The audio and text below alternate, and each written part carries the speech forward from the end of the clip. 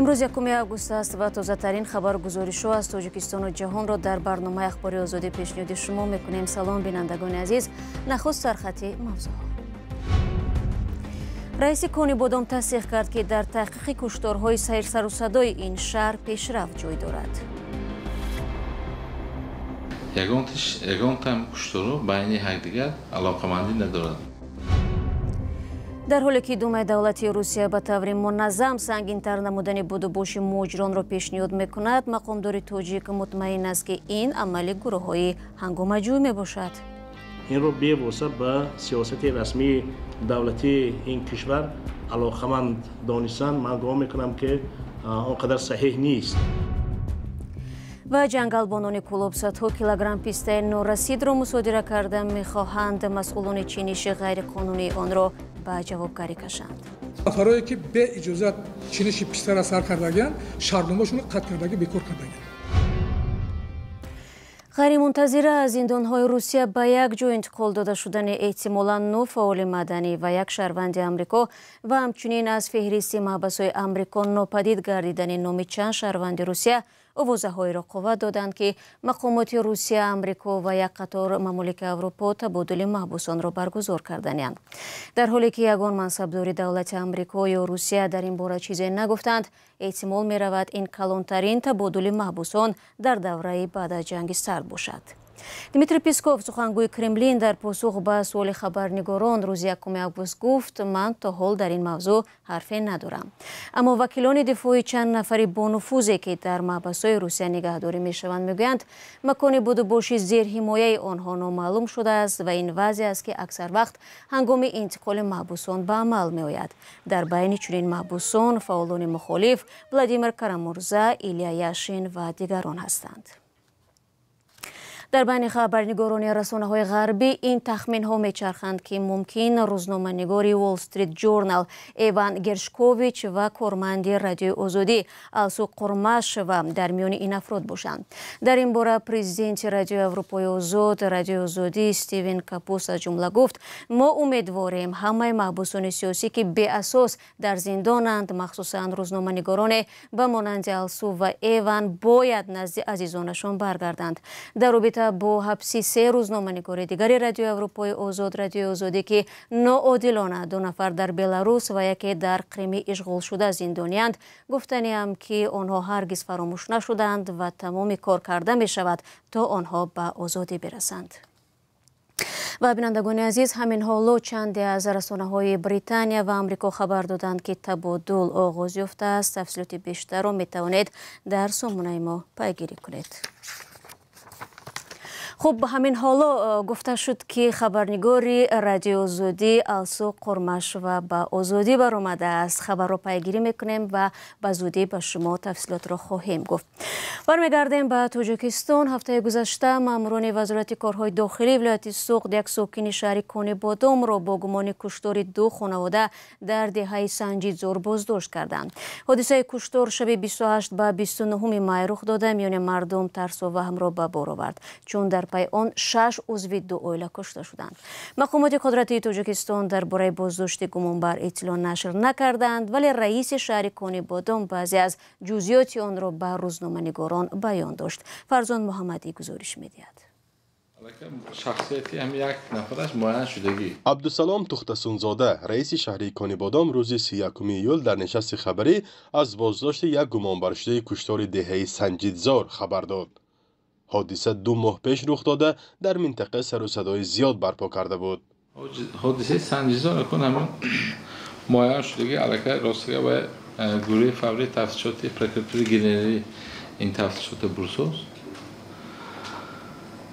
اخباراتی که در من هست، یک نفر همون راستگاه با میگه معین کرده که گرفتگی و باقی مانداش بار افسوس کنید. این هم البته روزهای نزدیک به شما با این به اخبارات میتین. در حالی که شهردار کانی بادام از دادن جزئیات درباره شخصیت و مقصد این قتل‌ها خودداری کرد، بعضی از منبع‌های رادیو آزادی گفتند که مقصد کشتار دزدیدن مال و اموال بوده است.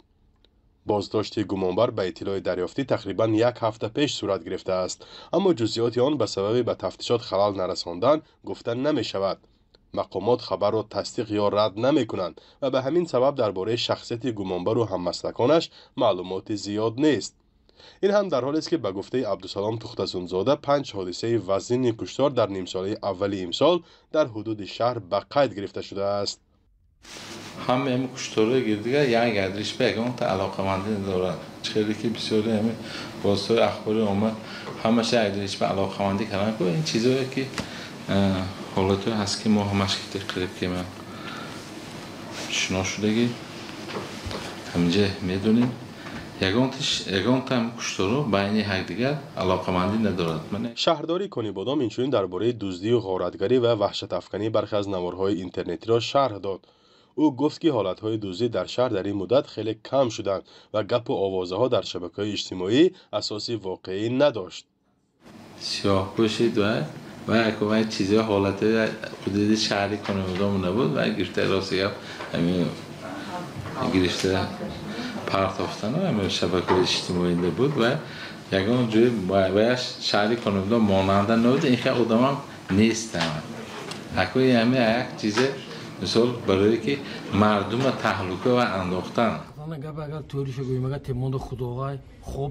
این وضع بسیار از خانواده ها و پیوندان آنها را که در مهاجرت کاری در روسیه و کشورهای دیگر قرار دارند نگران کرده است. رادیو آزادی فعلا به وزارت کارهای داخلی در این موضوع نامه نوشته است و در صورت پیدا شدن تفصیلات آن را نشر خواهیم کرد. فرزان محمدی، رادیو آزادی، شهر کنیبادام. دیروز در آخرین جلسه پیش از تعطیل توبستانه در دومای دولتی روسیه بحث مهاجران صورت گرفت. معاون رئیس دوما ایرینا یراوایا پیشنهاد کرد که حکومت قانون‌های مربوط با مهاجرت را سخت‌تر کند و در مد اول اخراج شونده‌ها را نه در مرکزهای نگهداشت خارجیان بلکه در بازداشتگاه‌های عادی جنایتکاران جای دهند. عموما در نیم سال اخیر تقریبا روزی نبود که در دومای دولتی مجازات مهاجران و شدیدتر کردن شرایط بود و بوش آنها بررسی نشود. در همین حال رئیس مرکز تحقیقات استراتژی تاجیکستان در نشست خبری دیروزش ابراز داشت که موقع حکومت روسیه نسبت شهروندان خارجی بد نشده است بلکه رسانه‌های گروهی شرایط مهاجران را ناگوار نشان می‌دهند. ادامه موضوع در گزارش ارشاد سلیمانی.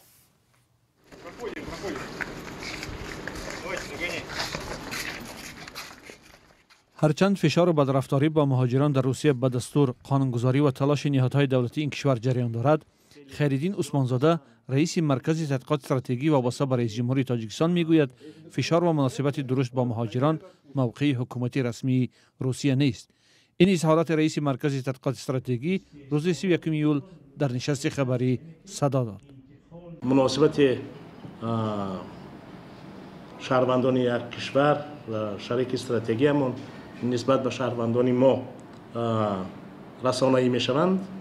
این نه مربوط به سیاست رسمی دولتی فدراسیون روسیه هست بلکه وابسته به آن است که در فضای اطلاعاتی این کشور چگونه تصورات ها درباره مهاجران مهنتی نشر می شود و متاسفانه هم در فضای اطلاعاتی فدراسیون روسیه تصورات نادرست از مهاجران مهنتی نشر می شود، یعنی که این مسئله جای دارد و همه منبع‌های اطلاعاتی، سرچشمه‌های اطلاعاتی آنها نیز سرچشمه‌های دستگیری خودشان را دارند و بنابر همین هم این را بی‌واسطه به سیاست رسمی دولتی این کشور علاقمند دانستن. من گمان میکنم که آنقدر صحیح نیست.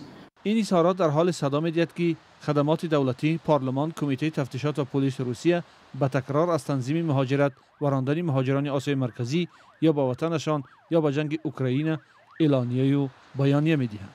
رئیس نهاد برنامه‌ریزی استراتژی تاجیکستان اینها را نه تنگ شدن شرایط برای مهاجران بلکه تلاش‌های روسیه برای تامین امنیتش می‌داند. بعضی از روندهایی که ما مشاهده می‌کنیم این وابسته به تنظیم حقوقی بود و باش مهاجران مهنتی در فدراسیون روسیه هست. این اظهار نظر در حالی است که در پی حادثه کراکوس و درماندن صدها مهاجر در فرودگاه‌های روسیه، سراج‌الدین مهرالدین وزیر کارهای خارجی تاجیکستان 30 اپریل در یک صحبت تلفنی با همتای روسش گفته بود چنین برخورد منفی با شهروندان تاجیکستان و نقض گسترده حقوق آزادی های آنها با پرینسیپ های مناسبت های دو جانبه موافقت نمی کند. هرچند فشار بالای مهاجران تاکنون دوام دارد، رئیس مرکز تحقیقات استراتژی گفت اطمینان کامل دارد که در همکاری سازنده دو جانب که شریک استراتژی هستند این مسئله به طریق مثبت حل می شود. بدرفتاری با مهاجران از آسیای مرکزی در روسیه همیشه وجود داشت، ولی بعد آغاز جنگ روسیه در اوکراین در سال 2022 و حمله مرگبار تروریستی به تالار کنسرتی کراکوس در ماه مارس امسال گسترش و شدتی بی‌سابقه پیدا کرد. در این پس منظر کاربران شبکه‌های اجتماعی و صفحه یوتیوبی رادیو آزادی می نویسند که تاجیکان در این بین از بی‌پناه‌ترین قشر مهاجرانند که بیش از دیگران هدف بدرفتاری و ستیزه قرار می گیرند. بنابر آمار از ماه اپریل تا پایان ایول تنها با راه هوایی نزدیک 3500 مهاجر تاجیک از روسیه رانده شدند. میرویم به جنوب تاجیکستان. مقامات جنگل منطقه کولوب از خام چیدن پیسته نگرانی میکنند. عادتا موسم پیسته چینی ماه آگوست سر می شود، ولی جنگلبان ها الکی از مردم محلی صدها کیلو این میوه خودروی کوهستانی را که نورسید چیده شده است مصادره کردند. مسئولین میگویند باید اجازت نداد که پیسته تاجیکی نابود شود. محمود جان رحمتزاده در این باره گزارش دارد. بخشی از پیسته‌زارهای منطقه کولوب مقامات هنوز اجازه چیدنش را نداده‌اند. میگویند نیمه ماه آگوست زمان جمع‌آوری حاصل است، ولی جنگلبان‌ها شکایت دارند که مردم اطراف تاکنون صدها کیلو پیسته خام یا نورسیده را کنده‌اند. بیش از 30 نفر را با همین گناه جزا داده‌اند و یا پرونده‌شان در حال بررسی است. اصلا 4 تا در نویای همدونیای 4 کس. خب 6 نفر خوجاگی جنگل سرچشمه داره. اینو رو من میگم که کپیدیم و جریمه کردگی پیستوشون گرفتگیم و درآمد کردگیم. 25 نفر خوجاگی جنگل نویای دنگره داره که نو با هم رویخت کردگی هم در پرکاتور سپردگی هم. و غیر از این خوجاگی جنگل نویای دنگره 4 نفر اون نفرایی که به اجازت چینش پیسته را سر کردگی شهردمشون قطع کردگی بیکار کردگی. جمع‌آوری پیسته خام برای بخشی از مردم وسیله اساسی روزگذرانی بوده است، چون میگویند کار و درآمدی معین ندارند. تاجیکستان زیاده از 80,000 گکتار پیسته‌زار خودروی دارد. قسمی اساسی آن در حدود ولایت ختلان است. در سالهای گذشته پیسته در برابر پخته یکی از محصولات صادراتی تاجیکستان به اتحاد اروپا ذکر شده است. سال پیش حاصل پیسته بسیار کم بود و نه تنها صادرات آن کاهش یافت، بلکه به نرخ در بازارهای جمهوری تاثیر رسانید. 1 کیلوی آن تا 150 سومانی بالا رفت. جنگلبان‌های منطقه کولوب میگویند حاصل امسال در مقایسه با گذشته زیاد است. نقشه دارند تا 27 تن پیسته جمع بیارند و به بازار برارند. معلوم نیست کوشش آنها نرخ پیسته را در بازارها پایین و دانه‌اش را در روی دسترخوان مردم فراوان خواهد کرد یا نه. محمود جان رحمتزاده، آزادی، کولوب. و مرزبانان روز چند مهاجر ازبکستانی را که میخواستند برای پنهانی سرحد را عبور کنند بازداشت نمودند. اکنون به آنها زندان تهدید میکند. شادمانی تیم در این باره بیشتر میداند. 4 شهروند ازبکستان کوشش کردند در داخل ماشین خربوزه پنهان شده غیر قانونی وارد روسیه شوند. Откройте, пожалуйста, коробки.